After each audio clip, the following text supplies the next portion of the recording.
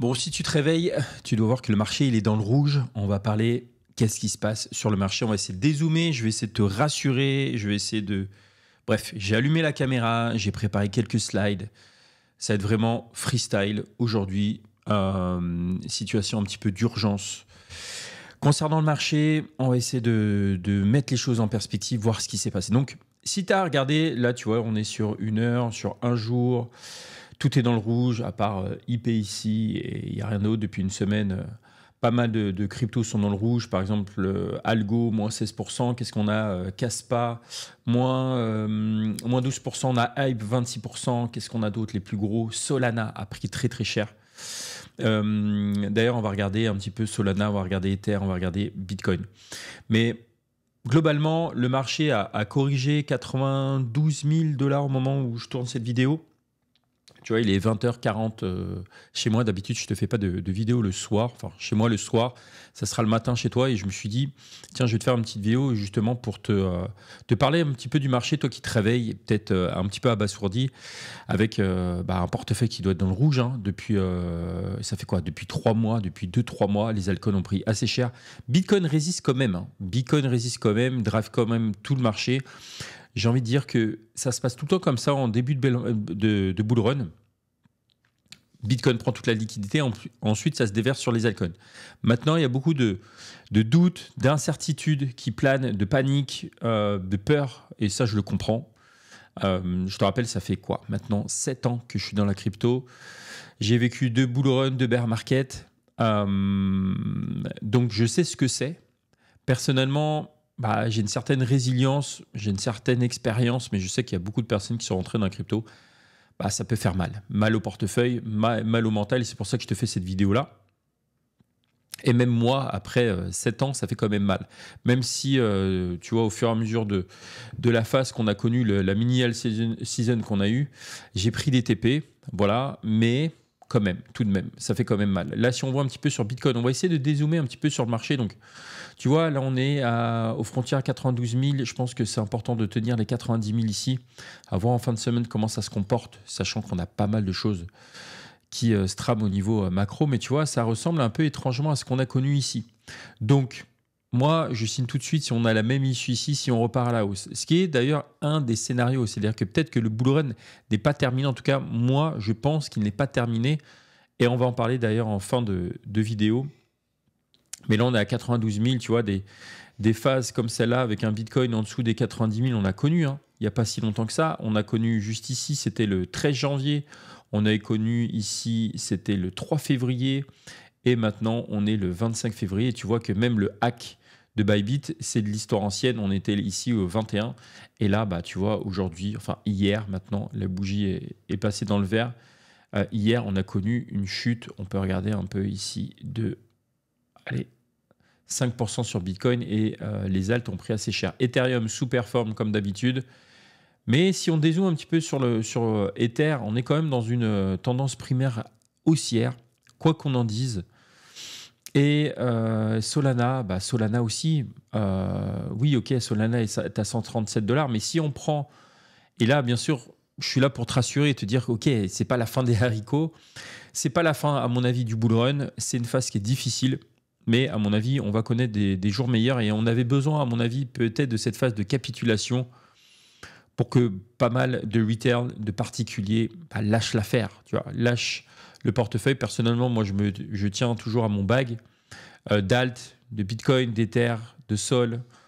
Et si on dézoome sur le marché, on est quand même sur une phase ascendante ici depuis novembre 2023. Et si tu vois, par exemple, on prend le catalyseur des ETF. On était janvier, ça nous a propulsé quand même Solana à 207. Et ensuite, ça s'est essoufflé, on allait à 115. Je remets les choses un peu en perspective, on regarde un petit peu l'histoire. Et ensuite, on est remonté à 186, ensuite on est redescendu à 109, pour aller viser plus haut, 260, petite correction jusqu'à 168. Et après, on a pété la TH, 293, et ça, c'était il n'y a pas si longtemps que ça. Hein. C'était le 20 janvier, ça fait un mois. On était à l'ATH ici de Solana, 288, et là, on est à 137. Alors, ça fait mal. Ça fait du 50% depuis l'ATH. Si on prend la règle ici, moins 54%, ça fait cher. Mais si on prend un petit peu, par exemple, le catalyseur des ETF, on avait connu aussi moins 45. Si on prend ici, on a connu moins 42. Alors là, on est un petit peu plus, mais on est à peu près dans les mêmes eaux. Si on regarde le Crypto Fear and Greed Index, tu vois que, par exemple, on a atteint les 25. Ça fait peur. Ok ? Si on prend le Fear and Greed, 25 ici. On est dans l'extrême peur. Et si tu analyses un petit peu, je t'invite à analyser d'ailleurs, des fois on a connu des 25 ici, par exemple 13 juillet 2025, on a connu un Fear and Greed à 25 et 2 jours plus tard, on était quoi, le 14, le 16, le 17, 2 jours plus tard, on est remonté à 69 pour remonter ensuite à 74. Donc ça peut aller très vite dans un sens et souvent quand on a des phases d'extrême peur, on peut rebondir assez rapidement. Bon, il y a des personnes dans les commentaires qui disent ouais, mais non, mais là c'est la fin du bull run, etc. Chacun son opinion. Moi, peut-être que j'ai tort. Bon, on verra dans quelques semaines, dans quelques mois. À mon avis, on va encore connaître des semaines glorieuses. Alors oui, en ce moment, c'est des périodes de doute, mais comme on a connu beaucoup de fois, on l'a vu sur Sol ici, on l'a connu 3 fois, moins 42%. Ethereum, c'est pareil. Hein. Je ne vais pas te faire ici la gymnastique, mais on a connu moins 30% ici. Ici, on a connu un moins 45%. Et si on prend ici, on a connu un moins 45%. Et là, on est à moins 40%. Mais ça, ces phases-là, on en connaît beaucoup de fois. Si on prend de là à là, on est à moins 27%, etc. Donc, il faut vraiment dézoomer sur le marché, peut-être respirer, travailler sur d'autres secteurs. Il y a des choses qu'on ne peut pas contrôler. Et là, ce qui s'est passé, je n'ai pas forcément cherché une raison. J'ai regardé un petit peu au niveau des news. Il n'y a pas forcément de raison. Pour l'instant, il y a beaucoup de peur, il y a beaucoup de panique, beaucoup d'incertitudes sur le marché. Il y a les tarifs douaniers aussi de Trump qui reviennent sur la table. On parle beaucoup de la guerre Ukraine-Russie, enfin bref, des éléments macro, l'inflation, l'emploi, Nvidia, l'AI qui a pris cher avec DeepSeek. Donc en fait, on a enchaîné pas mal de mauvaises nouvelles. Mais il n'y a pas vraiment de raison, on trouvera toujours une raison, hein, mais il n'y a pas vraiment de raison pour cette correction qu'on connaît depuis là, 24 heures. Donc Crypto Fear and Greed Index, je t'en ai parlé. Et je regardais un petit peu les others. Ici, c'est toutes les cryptos au-delà du top 10 de CoinMarketCap. Et tu vois qu'on est sur cette tendance-là et on est en train de tester, et ça va être intéressant à suivre. On est peut-être sur la meilleure opportunité. Alors, je sais qu'il y en a qui vont me lancer des tomates et me dire « Non, mais Julien, arrête de dire des conneries, c'est la fin, etc. » Mais techniquement parlant, on peut rebondir, comme on a rebondi ici, on peut rebondir ici sur les 230 milliards de market cap sur tous les altcoins au-delà du top 10. D'accord ? Donc, on est peut-être aussi, et ça, c'est peut-être pas populaire, mais on est peut-être aussi sur la meilleure phase pour entrer. Si tu rentres dans le marché, là maintenant, moins 50% sur les soldes. Bien sûr, on peut aller descendre plus bas. Peut-être, il y a une possibilité qu'il y ait un bear market. Je ne le pense pas. Et ces phases comme ça, ces corrections, on va dire que c'est assez classique. C'est assez violent, mais c'est assez classique. Quand tu regardes ici, je t'invite à prendre TradingView et à voir. Hein. Tu vois, par exemple, là, c'était mars 2024. Et ce qui se passe, ça ressemble étrangement à ce qui s'est passé en mars 2024. Mais tu vois, on a eu le catalyseur des ETF et après, on s'est payé un moins 60%. Et on a peut-être les mémoires courtes. Hein. Mais là, tu vois, on connaît que un moins 46%. Après, voilà, il y a le problème des meme coins, les célébrités. Je t'ai parlé de Kanye West dans la newsletter gratuite quotidienne. Je t'en ai parlé également dans la quotidienne vidéo. Mais ça permet de mettre les choses un petit peu en perspective. Des corrections comme ça, on en connaît. Et en bull run, on en connaît plein. Si par exemple, on prend peut-être le cycle dernier, tu vois, par exemple, ça c'était mai 2021, on a connu une all season d'enfer là. Est-ce qu'on voit... On a eu la micro all season, on était monté à 85 là.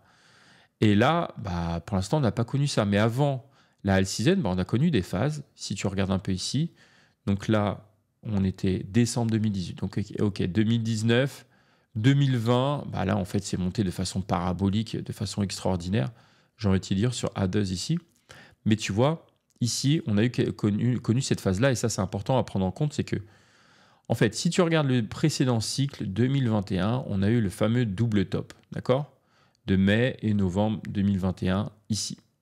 Donc, on a connu un Bitcoin quand même qui a pris de là à là, et pour l'instant, c'est même pas le cas, hein, qui a pris moins 55%. OK? Et ensuite, on allait revisiter des points plus hauts, avec des phases ici de correction, des moins 25%, et puis après, c'était fini. Donc, possiblement, on peut être dans cette phase-là, phase de doute, où en fait, on fait capituler un maximum de gens. On peut être également sur le fractal qui ressemble à ce qui s'est passé l'année dernière, aussi. Et si on dézoome un petit peu sur le marché, en tout cas sur les principales cryptos, que ce soit les Layer 1, dans tout ce qui est narrative AI, etc., bon, on va dire que l'intelligence artificielle a pris quand même cher. Les Tao, les Render, les Akash, les NIR Protocol, etc., ils ont pris quand même cher. Mais, tu vois, les leaders, Sol, techniquement parlant, en tendance primaire, on est quand même pas mal. Bon, oui, là, on est dans le creux, mais on est quand même pas mal. Donc là, je t'ai parlé des alt. Et surtout, un point qui est super important, j'ai mis ça ici, mais c'est le P-Cycle Top Indicator, qui est un des indicateurs que je suis, qui est un des top indicateurs pour savoir un petit peu si on est sur le top du marché. Et je t'en parle depuis des semaines dans les quotidiennes. Pour l'instant, il n'y a aucun indicateur qui montre qu'on a été sur le top du marché. Peut-être que ça l'a été et on est piégé. Dans ce cas-là, rendez-vous dans 2-3 ans. Mais je ne le pense pas. Parce que, voilà, il n'y a aucun indicateur qui montre qu'on est sur un top de marché. Alors après, il y a d'autres théories qui peuvent rentrer en ligne de compte. On peut se dire, tiens, on est dans le fameux super cycle, c'est-à-dire qu'il y aura plus ces fameux cycles de 4 ans et c'est fini. Avec la diminution du nombre de récompenses pour les mineurs, avec le principe du halving. On peut avoir aussi le catalyseur des ETF, le fait que les institutions rentrent dans le game et ils se disent, il n'y a que Bitcoin et les altcoins, finalement, ils prennent cher. Mais c'est ça aussi. C'est peut-être une leçon à retenir d'avoir toujours un petit peu de Bitcoin dans son portefeuille et de ne pas miser que sur les altcoins. Mais je pense, et après tu me diras en commentaire ce que tu en penses, mais moi sur la chaîne, je te dis tout ce que je pense de but en blanc, avec honnêteté, transparence. Je ne suis pas là en train de mentir, j'ai aucun intérêt.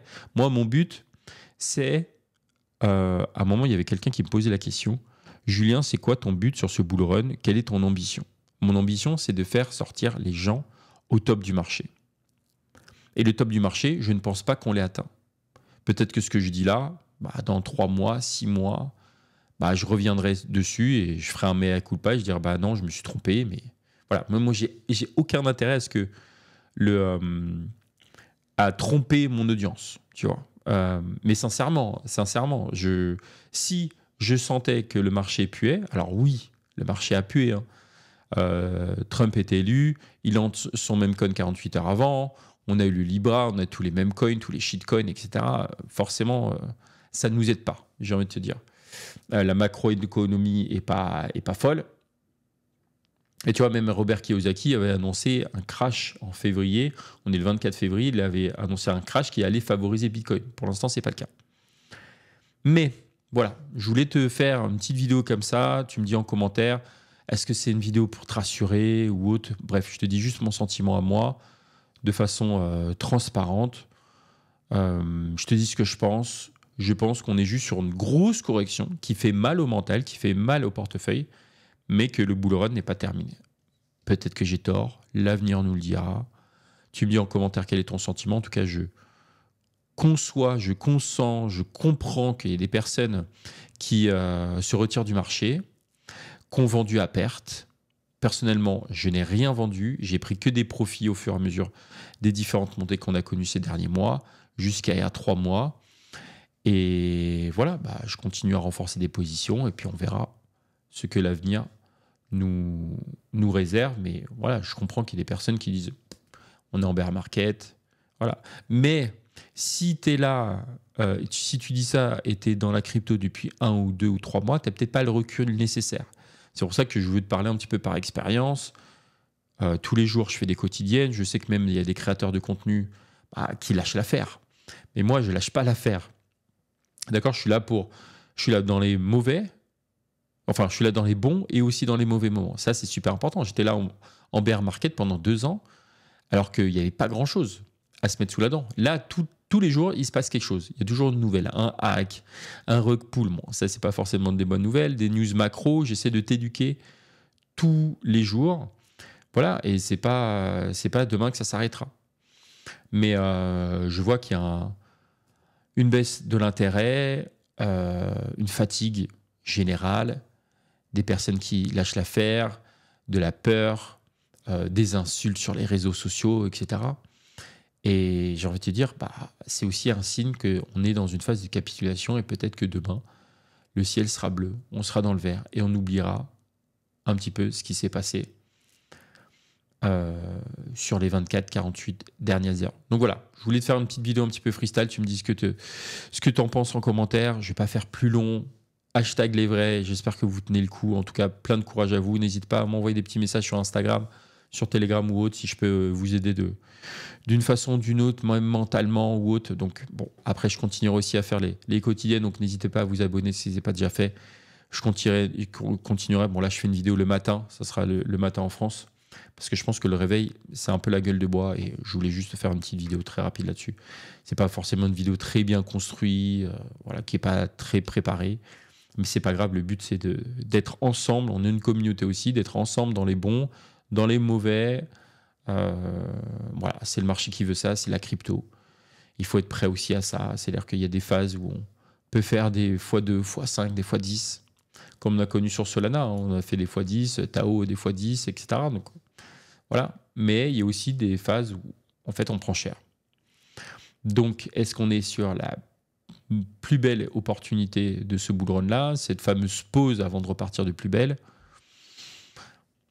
Je le pense. Voilà. Et après, pas de conseil en financement, on ne met pas all-in aujourd'hui. Hein. Voilà, je pense que lisser son investissement, ça peut être bien. Mais effectivement, on a l'impression qu'aujourd'hui, on a investi, on a l'impression de mettre son argent dans une poubelle directement. Donc voilà, je ne fais pas plus long. Merci pour la force. Je voulais juste vous envoyer de la force. C'est pas... Moi, je n'en demande pas en retour. J'ai la tête sur les épaules. Je connais ça depuis 7 ans, ce type de correction-là. Je voulais te partager un petit peu mon expérience. J'espère que ça t'a aidé. Ça ne va pas t'aider financièrement, mais peut-être en termes de mindset, à vraiment prendre du recul, voir ce qu'on en est, où on en est.